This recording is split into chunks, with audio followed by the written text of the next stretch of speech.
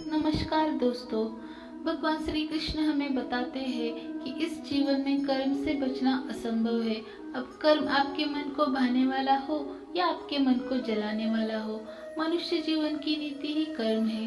जीवन का आधार कर्म है।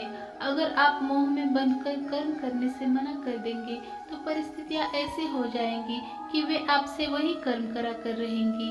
यह वैसी ही बात है जब अर्जुन कुरुक्षेत्र के महायुद्ध के बीचों बीच अपने अस्त्र डाल देते हैं, क्योंकि कुछ क्षणों के लिए अर्जुन इस मोह में बन जाते हैं कि अस्त्र उठाने से वह अपने कुल का, अपने संबंधियों का विनाश रचेंगे। तब शायद अर्जुन को कर्म में न संतोष मिल रहा था और न आनंद। इस अवस्था में भगवान श्री कृष्ण बात को बताते हैं कि अगर हम कर्म से मुंह मोड़ लेंगे तो इसका अर्थ यह नहीं कि हम वह करने से बच जाएंगे। कर्म से आप केवल तब बच सकते हैं जब आप उसको करके उसे पूरा करें। अब यह आप पर है कि आप अपने कर्म को धर्म समझकर करें या बोझ समझकर। आपके कर्म को आप कौन सी भावना से करते हैं वह पूर्ण रूप से आप पर है, लेकिन करना तो पड़ेगा, इस तरह या उस तरह। देखिए, बोझ समझकर करेंगे तो जीवन भारी और कठोर लगेगा।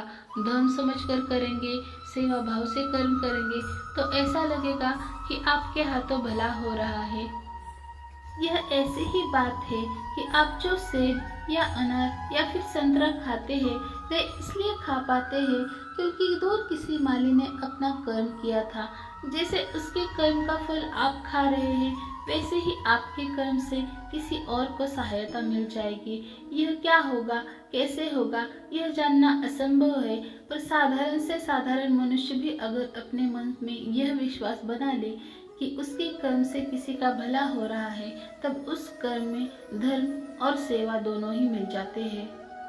हम सब इस बात को किसी न किसी रूप में मानते ही हैं और करते भी हैं। जैसे जब हम ऐसी नौकरी करें जो हमें उतनी पसंद नहीं होती, लेकिन उस नौकरी से हमारा घर चल रहा हो या हमारा परिवार खुश रह रहा हो, तो हम हमारा मोह छोड़ देते हैं।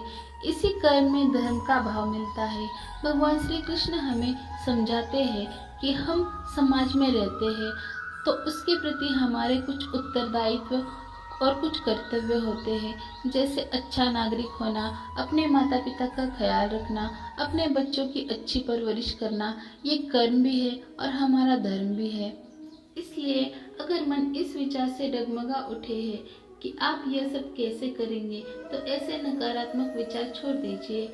इसकी जगह पर यह विश्वास रखिए कि अगर इस कर्म का उत्तरदायित्व भगवान ने दिया है तो उसको करने का सामर्थ्य और धैर्य भी भगवान ने आपको दिया ही है।